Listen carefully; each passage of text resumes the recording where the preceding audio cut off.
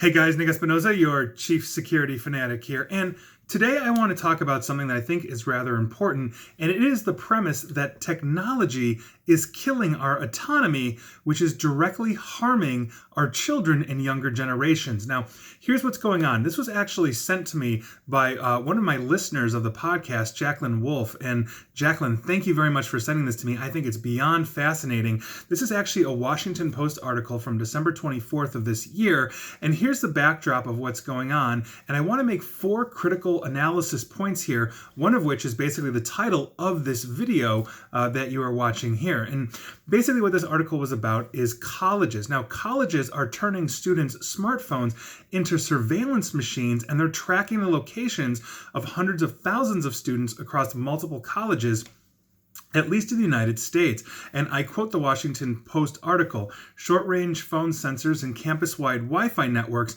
are empowering colleges across the United States to track hundreds of thousands of students more precisely than ever.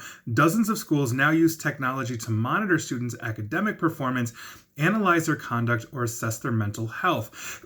Now, with this backdrop, I'd like to make my first point here. These systems are representing a new era of basically what is intrusive technology that is essentially breaching students' privacy on a rather massive scale.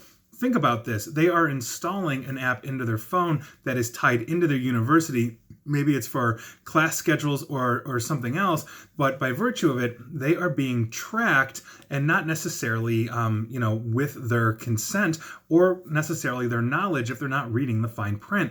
The next point I want to make is that this then trains the younger generation to see surveillance as normal. It's just a normal part of everyday life. We know in this era, and if you have kids, your kids have had a camera in front of their face since pretty much the day they were born. Whether it's you on your smartphone taking pictures or video of Junior, we have Amazon Echo type smart home devices that have cameras, Ring doorbells, all this kind of stuff.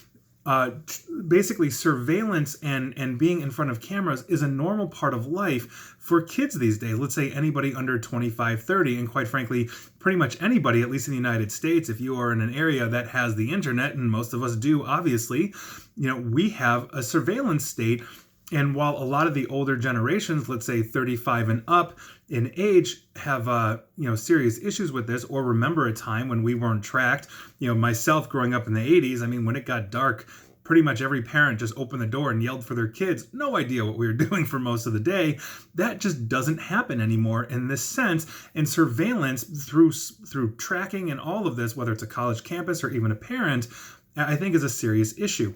The third point I want to make on this is the expectations, because we expect our children to basically grow into functioning adults, and at the college level, should we be tracking them? Think about this. At what point does that begin and what point does that end? We have to give and grant a certain amount of autonomy to learn from your mistakes. You've got to fall off your bicycle when you're learning to ride. You've got to, fall out of that tree if you're learning to climb a tree. It's these kinds of things that basically these bumps and bruises, these failures in our life that help to make us better adults, better functioning adults, where we may be growing an entire generation where quite frankly, they've got so much oversight that they are put into boxes. Does that stifle innovation? Does that stifle the ability for somebody to pivot in a different way? That's a very serious issue. And the last point that I want to make is essentially that this constant checking on progress both hinders the autonomy and the flexibility to basically live and perform on your own, and I think more importantly, it adds a great deal of pressure to the younger generations. Look at the apps, for example, that a lot of schools, whether it's, let's say, middle school or high school or above, there are apps where the teachers basically log in to grade the student every day, and then in real time, parents get updated on this. Can you imagine the amount of pressure that would be if, let's say, you get one grade's an A- and you're expected to get an A, or something like that. I remember growing up, basically my parents didn't have anything like that. They had to wait every quarter for a report card to show up, and then I'd hear about it, good, bad, or ugly, but it gave me a little bit of flexibility from time to time to really self-correct myself. And if that wasn't happening in the next quarter, you better believe my parents were standing over my shoulder, making sure that I actually was doing my homework.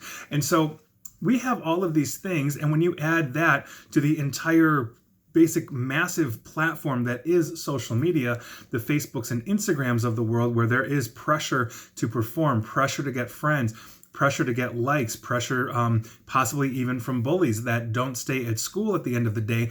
They follow you home directly into your devices.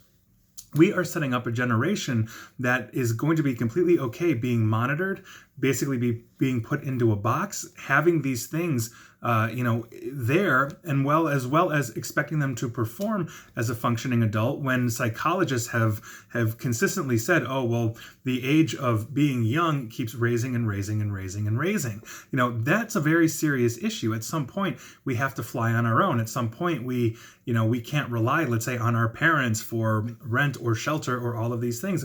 We have to grow out of this. Now, everybody's in a different position in their life. I understand that. I'm not passing judgment on anybody, but as we are looking at setting up the optimal conditions for how to, let's say, raise another generation with that autonomy, with that ability to look outside of what they're doing, to have a modicum of privacy that, quite frankly, we don't necessarily have right now. I think this is something that is very serious. And if we are intentionally conditioning them to basically be okay with a lack of privacy and increased surveillance and basically constant guidance, from whatever authority is in their life, whether it's an employer, a parent, a teacher, and everything in between, what does that say? Where do we go with that? Is that really who we want to be as humans, as functioning adults? And so I think it's questions that we need to ask. I'm sure I'm going to get some hate mail on this. I'm sure I'm going to get people that completely agree and everybody else in between. But I think it's a discussion that we really need to have, and we're just simply not having it. And so I want to have that discussion. I want to hear from you guys on this. So let me know. That is your news / my thoughts of the day. And thanks again to Jacqueline Wolf for alerting me to this article. It was great. And please like, share, follow me here on Facebook and Twitter at NickAESP. And please feel free to subscribe to me at YouTube as well. And as always, stay safe and stay online. Thanks, guys.